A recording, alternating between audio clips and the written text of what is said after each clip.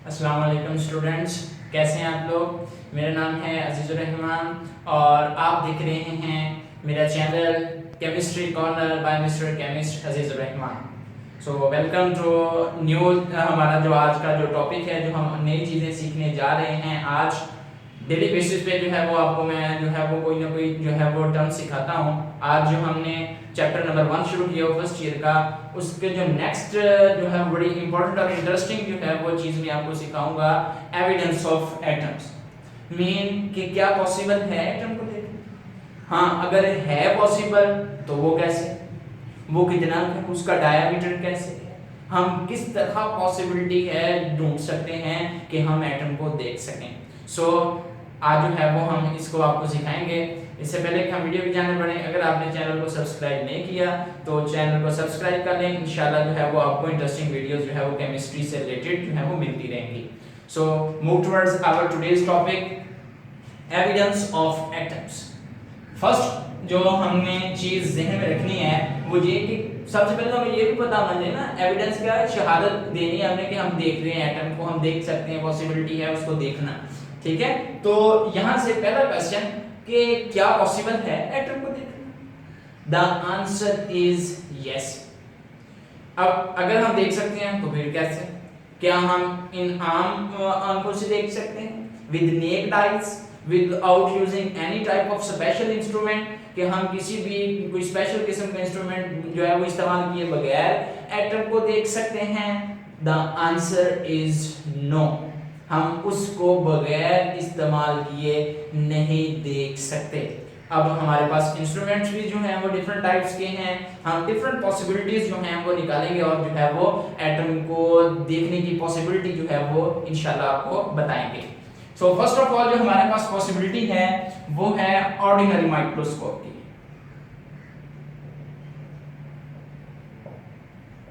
Ordinary microscope के through जो है वो हम देखते हैं कि क्या हमें इससे नजर आता है एटम के, क्या हम इससे एटम को देख सकते हैं। फर्स्ट ऑफ ऑल इसके अंदर हमने यूज क्या किया था, इसके अंदर बेटा हमने विजिबल लाइट को यूज किया होता है।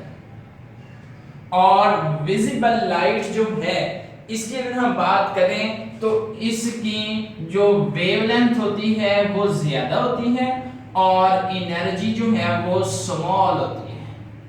विजिबल लाइट हमारे पास डिफरेंट जो है वो लाइट के रीजन्स हैं, और विजिबल लाइट का रीजन वो वाला रीजन होता है जिस जो हमारी आंखों से हमें नजर आता है। वो तमाम रीजन लाइट का जो हमें अपनी नेक्ड आई से नजर आता है वो विजिबल रेंज में आता है। तो इनकी जो है वेवलेंथ लार्ज होती है इसलिए हमें नजर आता है। ठीक है, अब रेड कलर की अगर हम बात करें तो वेवलेंथ उसकी सबसे ज्यादा होती है। यही वजह है कि रात के वक्त टॉवर्स के ऊपर वो लगाई जाती है ताकि वो दूर से नजर आ जाए और जो है वो इंडिकेशन हो जाए कि यहाँ पे कोई चीज है और उससे जो है वो सेफ्टी के तौर पर वहां से गुजरा जा सके। सो यहाँ से जो हमारी बात है उसकी तरफ कंटिन्यू करते हैं कि वेवलेंथ जो है वो लार्ज होती है और एनर्जी जो है वो इसकी स्मॉल है। तो फिर नेक्स्ट पॉसिबिलिटी ये हम बात करेंगे कि क्या इससे हम एटम को देख सकते हैं। द आंसर इज नो, हम एटम जो है इससे नहीं देख सकते। क्यों? आंसर इसका नो क्यों है, वो इस वजह से कि इसकी एनर्जी इतनी ज्यादा नहीं है कि जब हम किसी जो है वो एटम के ऊपर फॉल करवाएंगे और उसका जो हमें विजन है, उसका व्यू जो है वो हमें क्लियर करके दिखा सके, वो इसके जरिए मुमकिन नहीं है। इसके जरिए हम कितना तक कर सकते हैं, lambda is equal to 500 nanometre and we know that 1 nanometer is equal to 10 power minus 9 metre, इतने के बराबर होता है। यानी कि इसकी वेवलेंथ की किसी भी ऑब्जेक्ट को देखने की एबिलिटी जो है वो 500 नैनोमीटर तक है और हम इससे एटम को नहीं देख सकते। ये पॉसिबिलिटी जो होगी रूल्ड आउट।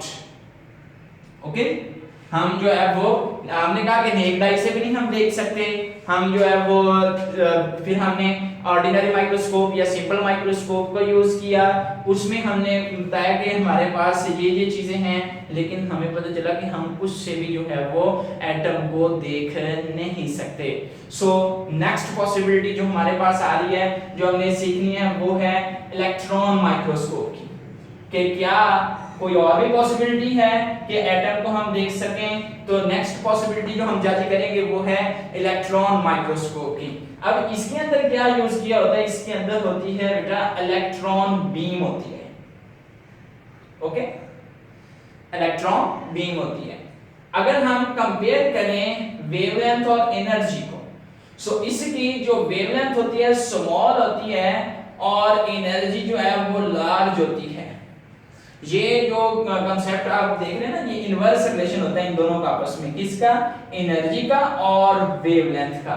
ये हम प्लैंक्स क्वांटम थ्योरी में जो है वो इस चीज को डिस्कस करते हैं कि जो चीज वेवलेंथ और एनर्जी जो है वो दोनों एक दूसरे के इनवर्सली प्रोपोर्शनल जो है वो होते हैं। तो इलेक्ट्रॉन माइक्रोस्कोप में इलेक्ट्रॉन बीम यूज की हुई है, and if we compare wavelength is small and energy is large. अब ये इतनी एनर्जी है, इतनी इनफ एनर्जी है कि ये हमें जो है वो दिखा सकती है कि ये बड़ा हुआ ये एटम, इसको आप जो है वो देख लें, ये एटम हमारे पास मौजूद है। ओके, एटम की एग्जिस्टेंस, उसकी एविडेंस जो है वो, उससे हम जो है वो इलेक्ट्रॉन माइक्रोस्कोप को यूज करते हुए, उसमें इलेक्ट्रॉन बीम का यूटिलाइज करते हुए हम जो है वो वहां से इसको ऑब्जर्व कर सकते हैं। अच्छा, अब ये तो बात हो गई। अब क्या हम कह रहे हैं कि देख सकते हैं, तो फिर डायमीटर क्या है उसका?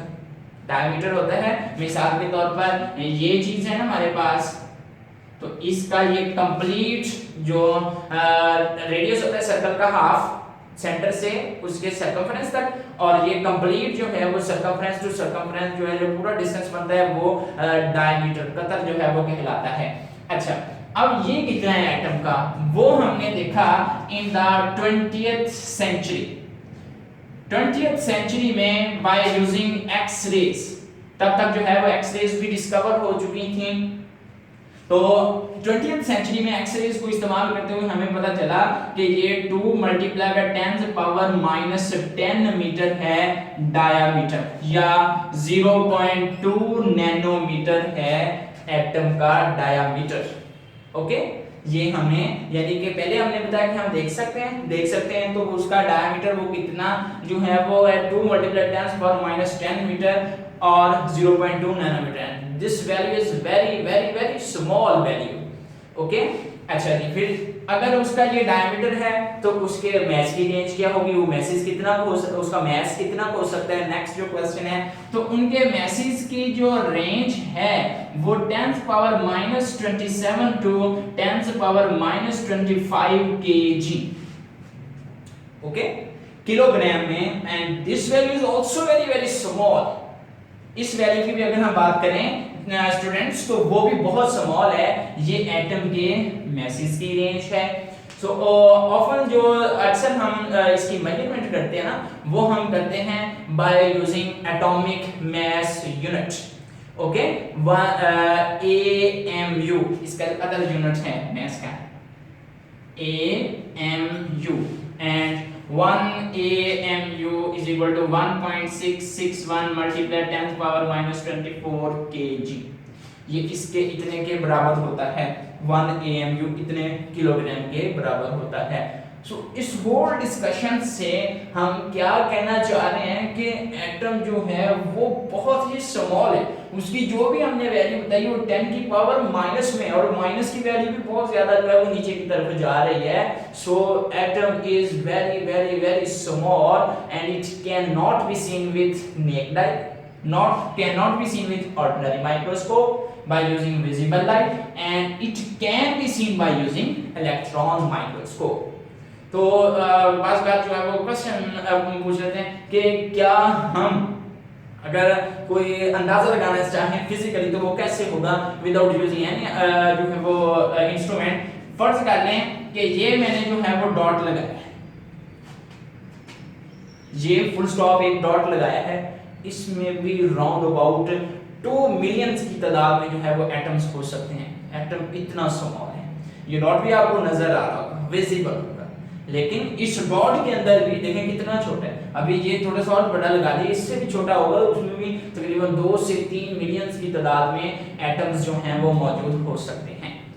अच्छा, इसमें हमारे पास एक जो है वो मैग्नीफाइंग एग्जांपल है जो हम पढ़ाते हैं एफएससी में। तो आप जब ऑब्जर्व करेंगे ना तो आपके पास एक जो है वो नजर आएगा, डायग्राम स्ट्रक्चर बना हुआ नजर आएगा बुक के ऊपर जब आप एफएससी को जो है वो रीड करेंगे। तो ये इसको इतना नजर आने के लिए ना 15 मिलियन टाइम्स जो है वो मैग्नीफाई किया हुआ है। किसका? ग्रेफाइट का। ओके, 15 मिलियन टाइम्स जो है वो मैग्नीफाई, जूम करना, जैसे हम पिक लेते हैं तो जूम नहीं करते जैसे, तो उसको जूम किया 15 मिलियन टाइम जूम करते हैं। तो फिर ये हमें यहाँ पे जाके जो है वो ऐसे डेटा नजर आता है, फिर हमें पता चलता है कि ये है। और इसमें जो व्हाइट लाइंस आपको नजर आ रही है, यहाँ से बोर्ड नजर आ रहा है, वो कार्बन की लेयर्स हैं और वो दूसरा जो है वो डार्क लाइंस हैं। तो ये आप देखेंगे कि बुक पे जो है वो ग्राफ बना होगा, आप उसको भी ऑब्जर्व कर सकते हैं। तो ये 15 मिलियन टाइम्स है। तो आप इमेजिन करें कि एटम जो है वो कितना स्मॉल है और उसको अंडरस्टैंड करना, जज करना, रिएक्शन में लाना, उसकी इतनी ज्यादा डिस्कशन करना, रिसर्च करना, तो ये कितना जो है वो इंटरेस्टिंग होगा। I hope you enjoyed this, very very easy. ठीक है, इसमें परेशान होने वाली कोई बात नहीं।